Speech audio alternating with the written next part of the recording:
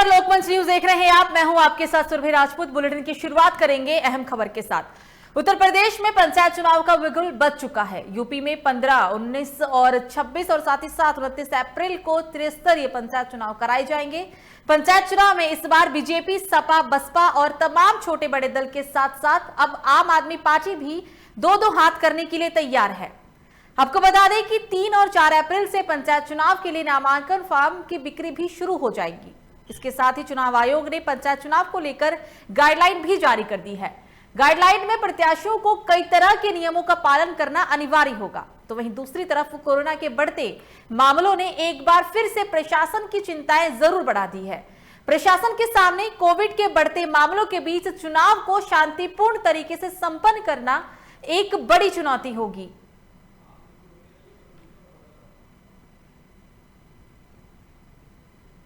तो डीएम और एसपी से मतदान को लेकर गाइडलाइन जारी की गई है। 19 अप्रैल को दूसरे चरण का चुनाव होना है। पंचायत चुनाव को लेकर प्रशासन पूरी तरीके से अलर्ट है, क्योंकि लगातार संक्रमण के जो मामले हैं वो बढ़ते जा रहे हैं और इसे देखते हुए ही प्रशासन पूरी तरीके से तैयार है। और साथ ही साथ सिर्फ प्रशासन ही नहीं, बल्कि इसमें लोगों को, प्रत्याशियों को, जनता को भी पूरी अपनी भागीदारी देनी होगी, ताकि कोविड का जो खतरा है उसके साथ साथ इस बार के पंचायत चुनाव को शांतिपूर्ण तरीके से संपन्न कराया जा सके। 4 चरणों में ये चुनाव होने हैं। एक चरण में 19 जिलों के अंदर चुनाव होना है, जिसको लेकर प्रशासन की पूरी तरीके से तैयारी कर ली है। प्रशासन ने इसको लेकर पूरी तरीके से तैयारी कर ली है। हम आपको ये तस्वीर दिखा रहे हैं यूपी के बिजनौर की, जहां 19 अप्रैल को दूसरे चरण में बिजनौर जिले में मतदान होगा और इसी मतदान को देखते हुए प्रशासन पूरी तरीके से तैयार है। हालांकि इस बार का जो पंचायत चुनाव है वो बहुत ही ज्यादा प्रशासन के लिए एक चुनौतीपूर्ण होने वाला है, क्योंकि संक्रमण का खतरा बहुत ही ज्यादा बढ़ गया है। संक्रमण के जो मामले हैं वो पूरे देश में अब 70,000 से भी ज्यादा आ रहे हैं। 24 घंटे में आंकड़ा ये है कि 80,000 से भी ज्यादा मामले हैं। तो ऐसे में इस बार का जो पंचायत चुनाव कराना, कोविड को देखते हुए, कोविड के बीच पंचायत चुनाव कराना प्रशासन के लिए एक बहुत ही चुनौतीपूर्ण है।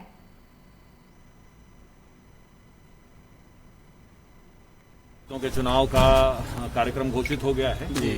तो मैं और कप्तान साहब और हमारे ऑफिसर्स, सीओ साहबान और एसडीएम साहबान हर थाना क्षेत्र में क्या व्यवस्थाएं हैं, क्या कमियां हैं, उन्हें कैसे दूर किया जाना है, क्या ट्रबल एरियाज हैं, कहाँ समस्या हो सकती है, कहाँ सख्ती की जानी है, इसका आकलन कर रहे हैं। कितनी कार्रवाई हो गई, 107-16 की कार्रवाई कितनी हो गई, शस्त्र कितने जमा हो गए और कहाँ कहाँ क्या कमियां हैं जिन्हें हमें दूर करना है। तो इसकी समीक्षा थानावार हम लोग जाके कर रहे हैं, हमारे ऑफिसर्स भी कर रहे हैं, हमारे कप्तान साहब भी जाके कर रहे हैं। तो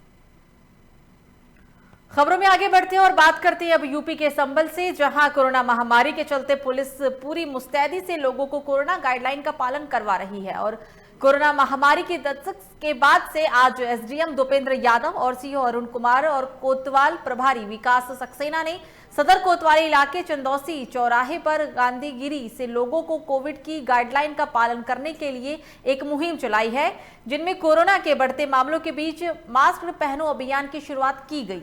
इस अभियान के तहत पुलिस मास्क न पहनने वाले लोगों से जुर्माना नहीं वसूलेगी, बल्कि खुद उन्हें मास्क पहनाएगी और साथ ही पुलिस लोगों को सरकार की गाइडलाइन की भी जानकारी देगी। तो ये हम आपको तस्वीर दिखा रहे हैं यूपी के संभल से। आपको बता दें, यहां पर जो प्रशासन है, इस बार जो भी लोग मास्क पहनते हुए नजर नहीं आ रहे, उनसे जुर्माना नहीं वसूल रही है, बल्कि खुद उन्हें मास्क पहना रही है।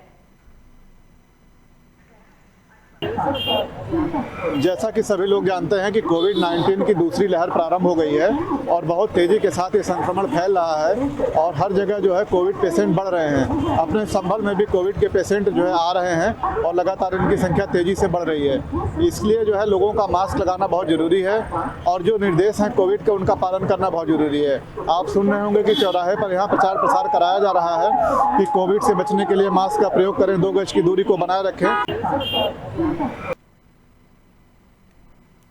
अगली खबर अलीगढ़ से है, जहां 3 अप्रैल को होने वाली राकेश टिकैत की महापंचायत को लेकर टिकैत गुट सहित अन्य किसान दलों के नेताओं के द्वारा गांव-गांव से किसानों का समर्थन जुटाया जा रहा है। वहीं 3 अप्रैल की होने वाली किसान महापंचायत को सफल बनाया जा सके, इसके लिए किसान नेता जगह जगह जाकर किसानों को कृषि कानून के बारे में बता रहे हैं और साथ ही गांव से किसानों को महापंचायत में पहुंचने का भी न्योता दे रहे हैं। राष्ट्रीय महासचिव राज्यपाल शर्मा ने कहा है कि अब वक्त किसानों की अपनी ताकत दिखाने का है। किसानों से महापंचायत में पहुंचने का उन्होंने आग्रह भी किया है और साथ ही उन्होंने ये भी कहा कि जब तक किसान कानून वापस नहीं होगा तब तक ऐसे पंचायत चलती रहेगी। इस महापंचायत को संबोधन के लिए खुद राष्ट्रीय प्रवक्ता राकेश टिकैत किसानों को संबोधित करते हुए नजर आएंगे।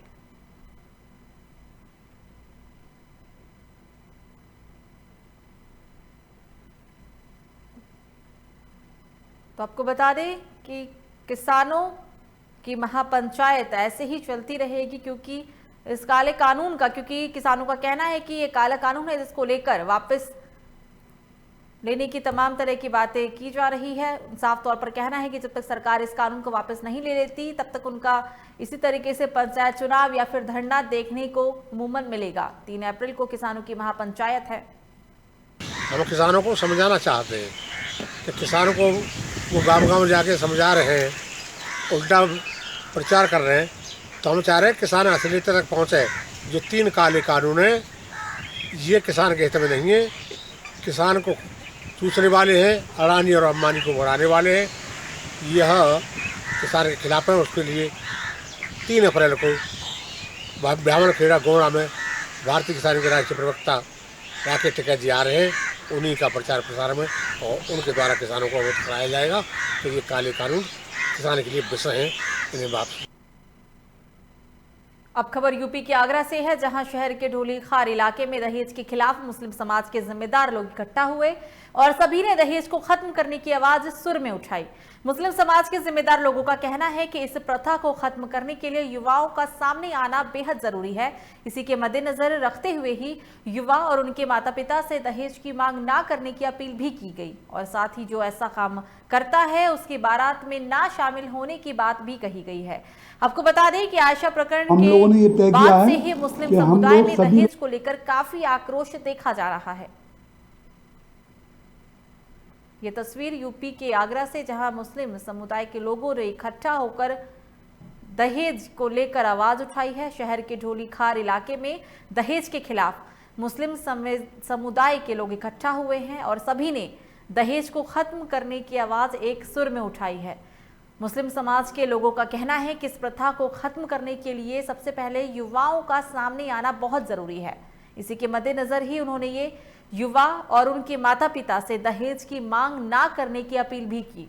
आपको बता दें, उन्होंने ये भी कहा कि साथ ही ऐसा जो भी काम करता है उसके बारात में ना शामिल होने की लोगों ने अपील की। आपको बता दें कि आयशा प्रकरण के बाद से ही मुस्लिम समुदाय में दहेज को लेकर काफी आक्रोश देखा जा रहा है। जो आयशा ने आत्महत्या की थी उसको लेकर, क्योंकि कहीं ना कहीं जो एक वजह था वो पीछे दहेज प्रथा निकल कर आया था, जिसकी वजह से ही आयशा को अपनी जान देनी पड़ी थी।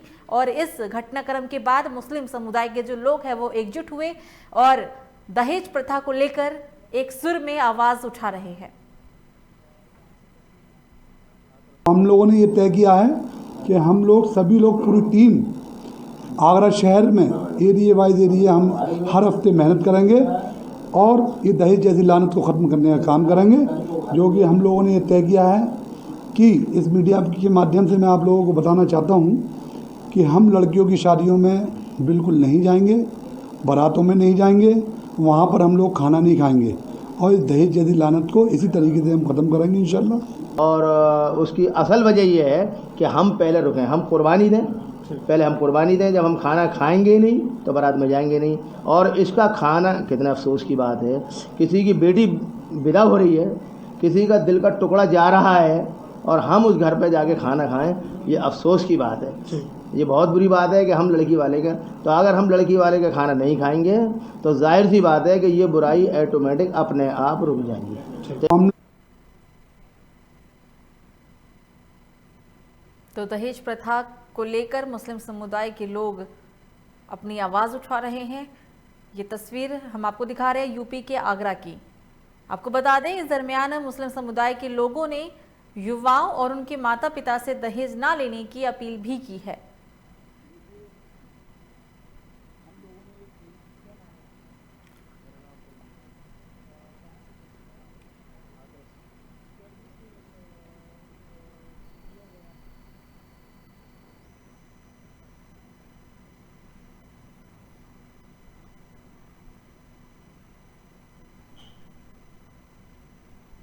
तो वहीं आगरा में एक टेम्पो चालक को महिला के साथ छेड़छाड़ करना महंगा पड़ गया। बता दें, चलती ऑटो में महिला के साथ ड्राइवर ने छेड़खानी की थी, जिसके बाद महिला ने भी ऑटो ड्राइवर की बीच हाईवे पर ही जमकर सुताई कर डाली, जिसका वीडियो इन दिनों सोशल मीडिया पर जमकर वायरल है।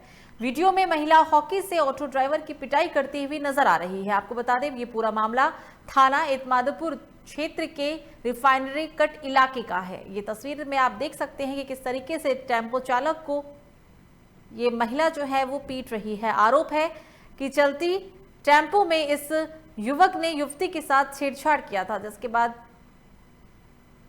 इस युवती ने ऑटो ड्राइवर की ही पिटाई कर डाली है। हालांकि इन दिनों जो सोशल मीडिया पर ये वीडियो भी जमकर वायरल हो रहा है।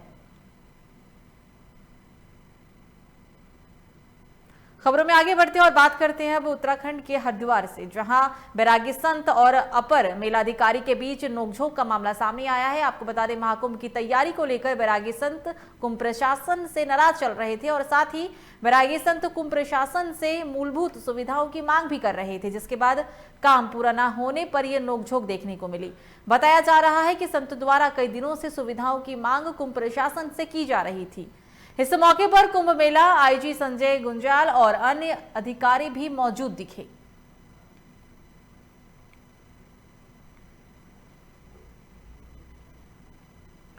तो वहीं हरिद्वार में कोरोना के बढ़ते मामलों को लेकर सरकार की तरफ से जारी किए गए गाइडलाइन को लेकर सख्ती से पालन कराने के लिए प्रशासन को निर्देश दिए गए हैं। आपको बता दें, सेंथिल अबुदई कृष्णराज एसएसपी ने एक बयान देते हुए कहा है कि प्रशासन पहले से ही क्राइम कंट्रोल पर काम कर रहा है। तो वहीं दूसरी ओर कुंभमेले की व्यवस्थाओं को लेकर पुलिस बल भी मुस्तैद है।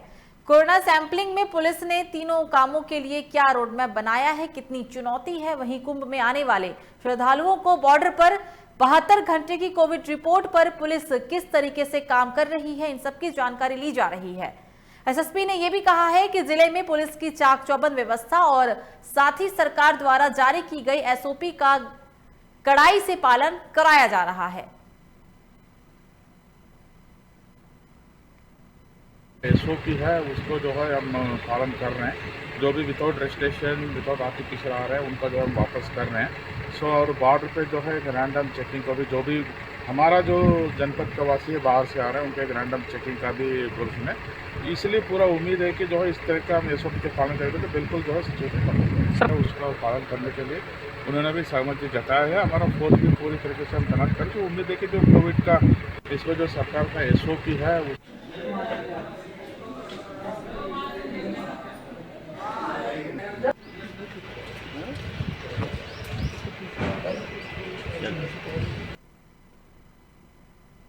अगली खबर उत्तराखंड के विकासनगर से है, जहां कोरोना काल में विद्युत उपभोक्ताओं को बिजली बिल चुकाना भारी पड़ रहा है। आपको बता दें कि चकराता और कालसी क्षेत्र में विद्युत उपभोक्ताओं को भारी भरकम बिजली बिल भेजने पर उपभोक्ताओं का विभाग के खिलाफ आक्रोश बढ़ता जा रहा है। उपभोक्ताओं का आरोप है कि उन्हें 30,000 तक के बिजली बिल भेजे गए हैं। साथ ही बताया जा रहा है कि बिजली बिल में गड़बड़ी होने के कारण उपभोक्ता बिजली का बिल जमा नहीं कर पा रहे हैं और बढ़ा हुआ बिल आने के कारण वो काफी परेशान भी है। साथ ही इसके बाद उन्होंने मांग की है कि उनके बिलों को जल्दी से जल्दी ठीक किया जाए। अगर उनकी बिलों को ठीक नहीं किया गया तो मजबूरन उन्हें आंदोलन के लिए बाध्य होना पड़ेगा।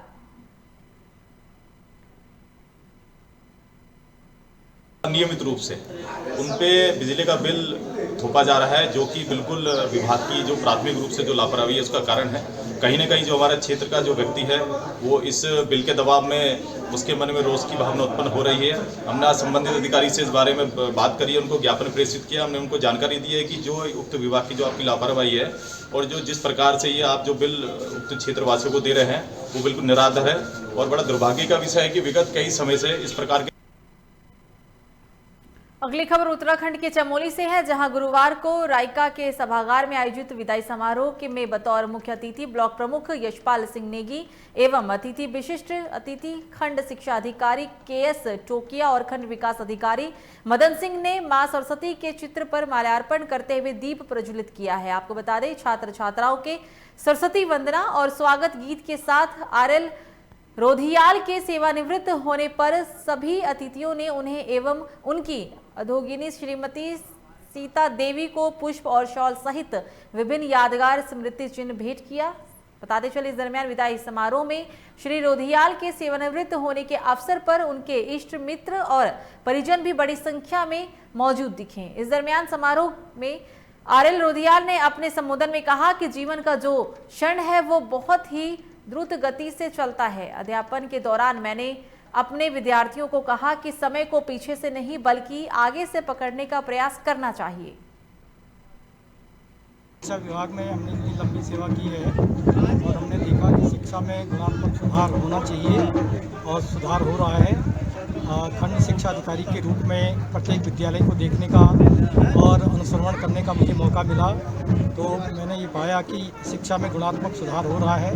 लेकिन मुझे उम्मीद है कि वो विद्यालय को जितना हमने मेंटेन किया था उससे और इम्प्रूव करेंगे, अच्छा सुधार करेंगे। शिक्षा विभाग में हमने इतनी लंबी सेवा की है।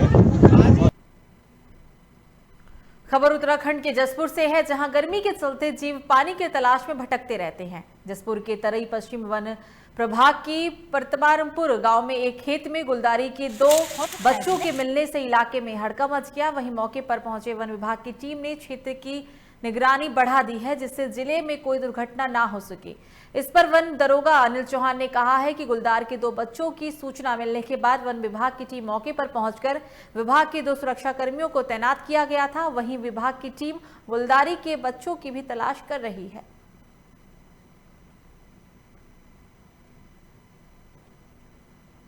शावक मिले थे लेपर्ड के, तो जो है वो गन्ना पहले काफ़ी बड़े क्षेत्र में था, वो गन्ना ख़त्म हो गया, तो इसलिए जो है बच्चे उनके द्वारा जो है वन विभाग को सूचित किया गया। तो फिर वहाँ निगरानी स्टाफ की लगाई गई थी। तो आज सुबह फिर अभी मैं गया था वहाँ मौके पे, तो वो अपने बच्चों को ले गए और कहीं अन्य स्थान पर उसने शिफ्ट कर दिया। वहाँ अब कोई किसी तरह का जो है शावक नहीं दिखाई दे रहे, क्योंकि ये फितरत होती है इसकी लेपर्ड की, वो है जगह जगह अपना बच्चे उठा कर रखती रहती है, एक दिन कहीं 2 दिन कहीं, तो अन्यथा किसी और सुरक्षित स्थान पर वो अपने बच्चे।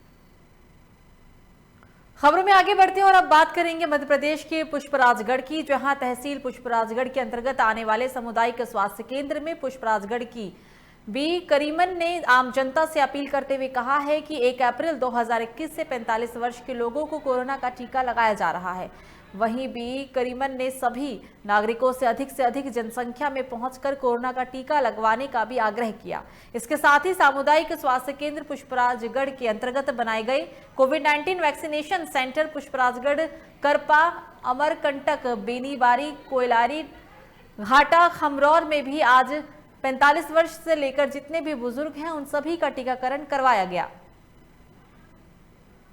मैं सभी ग्रामवासियों से निवेदन करती हूँ कि कल 1/4/2021 से 45 साल के अधिक उम्र से वैक्सीनेशन कल शुरू होना है। इसलिए मैं सभी नागरिक से अपील करती हूँ कि ज़्यादा से ज़्यादा संख्या में आकर अपना वैक्सीनेशन कराएं, क्योंकि इस समय कोरोना महामारी का रूप ले रहा है और अपने आप को सुरक्षित करने के लिए वैक्सीनेशन जरूर कराएं। वैक्सीन सुरक्षित है और बहुत अच्छी वैक्सीन है, हम लोग लगवा चुके हैं। कोई तो शाजापुर में कोरोना का कहर फिर से देखने को मिल रहा है। दरअसल गुरुवार को शाजापुर में कोरोना के 31 नए मामले सामने आए, जिसके बाद प्रशासन एक बार फिर से सख्त हो गया है। वहीं दूसरी तरफ इलाके के लोगों में कोरोना का भय भी देखा जा सकता है। कोरोना के बढ़ते मामलों को देखते हुए शाजापुर प्रभारी PS अशोक वर्णवार ने सिविल सिटी हॉस्पिटल का निरीक्षण किया। अशोक वर्णवार के साथ DM दिनेश जैन भी निरीक्षण के दौरान मौजूद दिखे।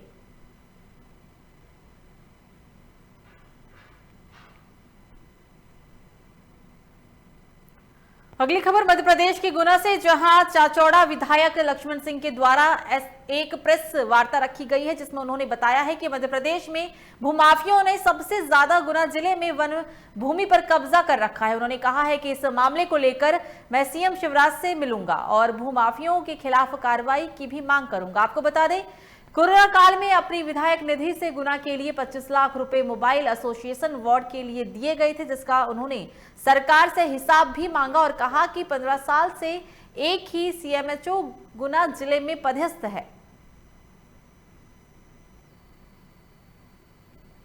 मांग की थी कि भाई भू माफिया को चिन्हित करके और कार्रवाई शुरू करें। अब मैं मांग कर रहा हूं कि गुना जिले में शुरू करें। कुछ थोड़ा बहुत छुटपुट किया है, लेकिन वो बड़ी मछलियां बची हुई हैं। गुना जिले में वन की भूमि पे सबसे ज्यादा अतिक्रमण मध्य प्रदेश में है। सबसे ज्यादा अतिक्रमण वन भूमि पर गुना जिले में। राजस्व की भूमि पे भी ये माफिया का कब्जा है। माफिया माफिया है, वो किसी पार्टी का। तो वहीं मध्य प्रदेश के शहडोल में अवैध कारोबारियों के बाद अब सूदखोरों के खिलाफ भी पुलिस की कार्रवाई लगातार जारी है। इस कार्रवाई का जहां शंखनाद का नाम दिया गया, तो वहीं दूसरी तरफ कार्रवाई के तहत जिले भर में ऐसे तमाम सूदखोरों का पर्दाफाश करने में भी पुलिस जुट गई है, जो कर्ज के नाम पर मासूमों को अपने चंगुल में फंसाकर लाखों रुपए की लूट लेते हैं। बीते दिनों की गई कार्रवाई के बाद पुलिस ने बाकायदे शिविर लगाकर लोगों को अपनी शिकायत दर्ज कराने का मौका भी दिया। शहडोल पुलिस इस कार्यशैली की जहां पूरे प्रदेश में सराहना हो रही है, तो वहीं दूसरी ओर अब लंबे समय से सूदखोरी के जाल में फंसे लोगों की आस लग गई है कि वो सूदखोरों के चंगुल से शायद अब बाहर निकल पाएंगे। आमतौर पर इस तरीके के अपराध उन जगहों पर घटित होते हैं जहां पर लोग कमज़ोर होते हैं, गरीब होते हैं या दबाव में जल्दी आ जाते हैं। ये इस क्षेत्र में इसलिए लंबे समय से सूदखोरों ने इसको अपना गढ़ बना रखा था और माननीय मुख्यमंत्री महोदय की मंशा के अनुसार अब इसके खिलाफ बहुत ही प्रभावी मुहिम चलाई जा रही है, जिसके परिणाम आपके सामने हैं।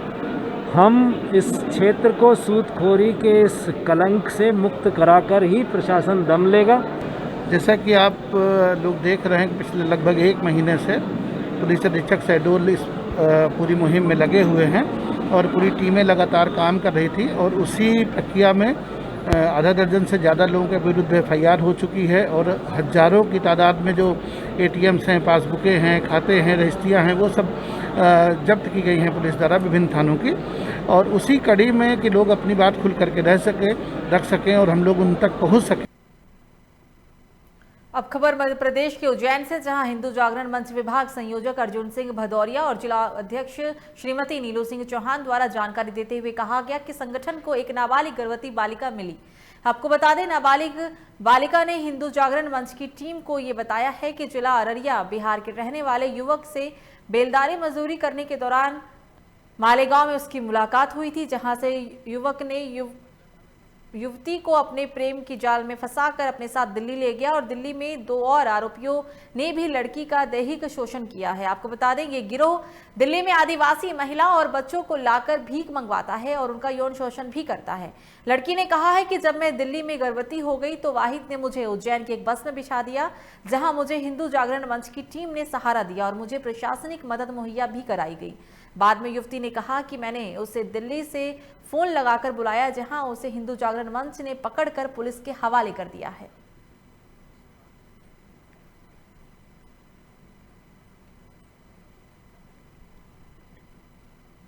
तो वहीं हरदा से खबर आ रही है, जहां इंडिया पुलिस थाना क्षेत्र अंतर्गत आने वाले धूप क्षेत्र के दोगल घाट निवासी आदिवासी सरोजन मजदूर के पैसे लेने गए थे। इसी बात पर उपजे विवाद में होली के त्योहार पर पति पत्नी के साथ दबंगों द्वारा मारपीट का मामला सामने आया। इस मामले को लेकर आदिवासियों ने इंडिया रिद्धेश्वर टीम सेट से रैली निकालकर थाने पहुंची, जहां उन्होंने 10 दिनों के बाद भी कार्रवाई नहीं होने को लेकर पुलिस अधीक्षक के नाम एक ज्ञापन सौंपकर कार्रवाई की मांग की है।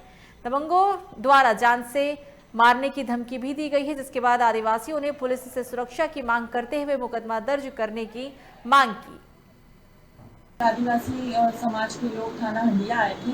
थाना हंडिया उपस्थित होकर उनके द्वारा एक ज्ञापन प्रस्तुत किया गया है। उक्त ज्ञापन के संबंध में उनके जो भी बिंदु हैं उसका शीघ्र अतिशीघ्र विधि सम्मत रूप से निराकरण करने हेतु उन्हें समय दिया गया है। और जिस संबंध में उन्होंने ज्ञापन प्रस्तुत किया है उस संबंध में थाना हंडिया में अपराध क्रमांक 68/21 जो है फरियादी सरोज पिता भब्बू सिंह भुसारे, जाति कोरकू, उम्र 45 वर्ष, निवासी दोगली घाट की ओर से पूर्व में ही अपराध पंजीबद्ध है, जिसकी विवेचना अभी जारी है। अगली खबर मध्य प्रदेश के देवरी तहसील से है, जहां देवरी एवं केसरी ब्लॉक के आंगनवाड़ी के कार्यकर्ताओं ने अपनी मांगों को लेकर एसडीएम अमन मिश्रा को ज्ञापन सौंपा है। इस ज्ञापन में कहा गया है कि आंगनवाड़ी महिला बाल विकास द्वारा आंगनवाड़ी कार्यकर्ताओं को पोषण ट्रैकर संपर्क नामक ऐप डाउनलोड करने के लिए निर्देश दिए गए हैं और साथ ही सॉफ्टवेयर पर भी काम करने के लिए कहा जा रहा है। लेकिन आंगनवाड़ी कार्यकर्ताओं महिलाओं ने अपनी परेशानी बताते हुए कहा है कि हम सबका इतना वेतन नहीं है जो ऐसे मोबाइल खरीद सके। इतने पैसे में तो हमारे घर का गुजारा बड़े मुश्किल से हो पाता है। हम सभी महिला आंगनवाड़ी कार्यकर्ताओं से मांग करते हैं कि विभागीय सॉफ्टवेयर पर कार्य करने के लिए जरूरी उपकरण जैसे मोबाइल, इंटरनेट, कंप्यूटर और उच्च स्तरीय परीक्षण मुख्यालय पर सुविधा उपलब्ध कराया जाए। पोषण ट्रैकर के संबंध में दिया गया है। शासन द्वारा अभी हम लोगों को पोषण ट्रैकर ऐप डाउनलोड करवाया गया है। उसमें हम लोगों को पूरी 12 पंजियों की जानकारी ऐड करना है, तो वो हम लोग ऐड करने में असमर्थ हैं। एक महिला की अगर हम लोग एंट्री करते हैं तो उस महिला की जन्म तारीख, आधार कार्ड, उसकी हीमोग्लोबिन की जांच, फिर उसके बच्चे का वजन, फिर उसकी, तो जब आंगनवाड़ी की गतिविधियां पूरी संचालित करेंगे हम लोग और एक एक महिला की, एक एक बच्चे की इतनी सारी जानकारी हम लोग उसी टाइम में पोषण ट्रैकर में कैसे लोड कर पाएंगे।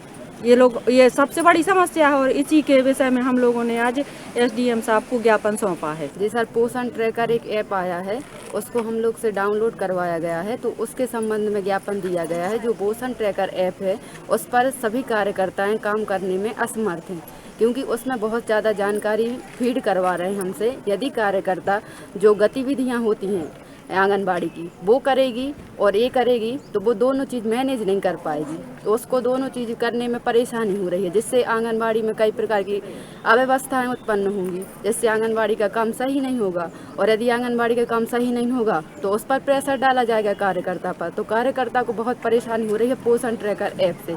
तो हम लोग इस पर काम नहीं करना चाहते पोषण ट्रैकर ऐप। पोषण ट्रैकर के संबंध में तो वहीं राजमहल थाना क्षेत्र के लीलाढंगा गांव में एक नाबालिग लड़की के साथ दुष्कर्म का मामला सामने आया है। मामले को लेकर पीड़िता के परिजनों और गांव के लोगों ने न्याय के लिए राजमहल एसपीओ अरविंद कुमार सिंह के पास लिखित शिकायत दर्ज की है। आपको बता दें, पीड़िता की मां ने कहा है कि बच्ची के साथ पड़ोसी पाचू घोष ने गलत काम किया। बाद में बच्ची की शिकायत पर लोग पहुंचे, तब जाकर आरोपी फरार हो गया। पुलिस ने मामले में पाचू घोष के खिलाफ प्राथमिक दर्ज कर ली है और साथ ही पीड़ित नाबालिग लड़की की मेडिकल के लिए भी राजमहल अस्पताल भेज दिया गया।